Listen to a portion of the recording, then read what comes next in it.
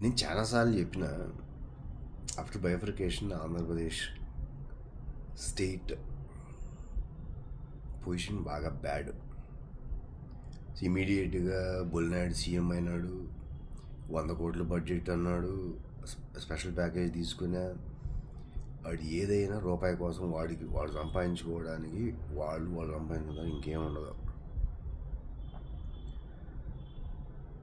వాళ్ళు సంపాదించుకునేదానికి మళ్ళీ వేరే పార్టీ వాళ్ళని భయపెట్టడం, ఇంకొకరిని భయపెట్టడం. అది ఏ స్థాయిలో ఎవడు ఉన్నా వాళ్ళని నాశనం చేయడం. నాకు కూడా చాలామంది తెలుసులే. నాకు వాళ్ళతో పెట్టుకుంటే ముందు టీడీపీ అని ముందు ఏదో సినిమా డైలాగ్ లాగా చెప్పినారు.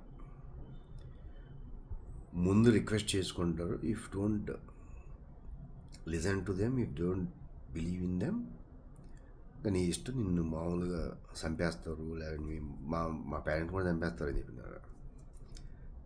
అదే వాళ్ళు ఏదో చెప్పుకుంటూ ఉంటారు కానీ సరే చంపి చూసుకోండి మగవాళ్ళు అయితే అని చెప్పిన. వాడు చాలామంది పోలీసులు కూడా కొని ఉన్నాడు. సో 2019-24 డెవలప్మెంట్ ఉన్న రిసోర్సెస్ అన్నీ మొత్తం ఆంధ్ర అంటేనే ఫార్మింగ్. బాగా ఫార్మింగ్ చేసుకొని అందరూ కూడా చదువుకున్న వాళ్ళు, ఎడ్యుకేటర్స్ కూడా బాగానే ఎక్కువ ఉన్నారు. కానీ ఇంతమంది ఎడ్యుకేటర్స్ ఉండి బొల్లినాయుడిని లేకుంటే చదువురాని పవన్ కళ్యాణ్ గారిని వాడు మళ్ళీ ఇంకా టాప్ మీద కూర్చొని తిరుగుతూ ఉంటాడు.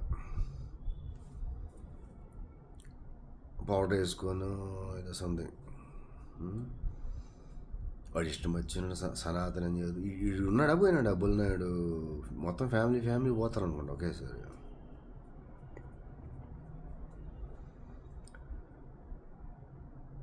సో ఇప్పుడు కూడా అసలు ఆ కోర్టులకైనా సిగ్గులేదా? ఎన్నిసార్లు వార్నింగ్ ఇస్తారు టీడీపీ ఫేక్ ప్రచారాలకి, కోర్టుల దాకా వెళ్ళి పోలీసులకి, వాళ్ళకి సంబంధించిన పోలీసులకి ఎన్నిసార్లు వార్నింగ్ ఇస్తారు? ఇప్పటికైనా క్లియర్గా అన్ని కోర్టులకి, సో అందరు జడ్జిలకి తెలిసే ఉంటుంది. వీడికి ఎన్ని వార్నింగ్లు ఇచ్చినా అంతే.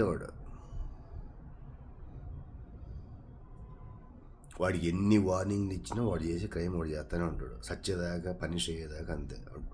ఆ టీడీపీ చేసి మొత్తం అంతే. దానికి తెగించేసిందో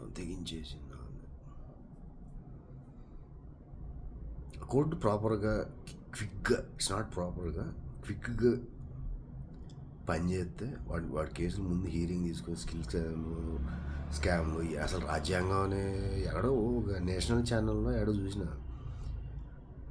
in future there won't be any రాజ్యాంగం, Indian constitution present whatever since 1947 అసలు ఆ కాన్స్టిట్యూషనే ఉండదు. ఇండియన్ కాన్స్టిట్యూషన్ రాజ్యాంగం తీసేసి రెడ్ బుక్లో కూడా ఏం లే, ఊరికి 2-4-5 పేర్లు రాసినాడు అంతే. వాడికి రాసేది కూడా తెలియదు.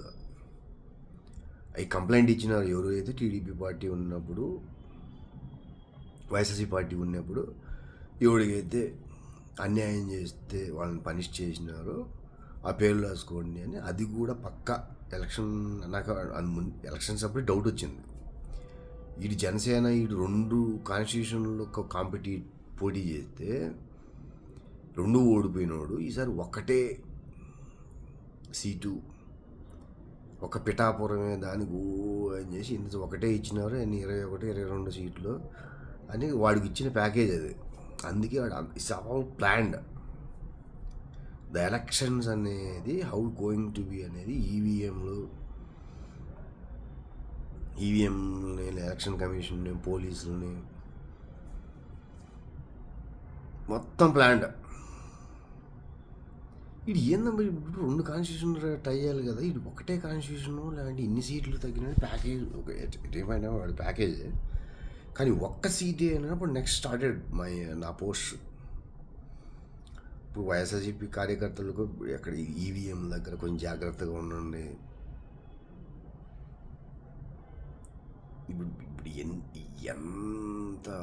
ఎంత ఎనీ పాయింట్ ఆఫ్ కోర్టులు they work properly, definitely we do collect from them. So ఎంత డెప్త్లోకి వెళ్ళిపోయింది స్టేట్.